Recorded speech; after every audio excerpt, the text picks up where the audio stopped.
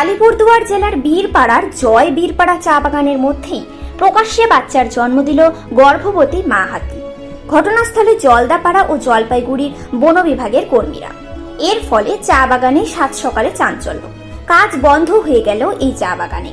সদ্যজাত সহ মা হাতিকে দেখতে উপচে পড়ল ভিড়।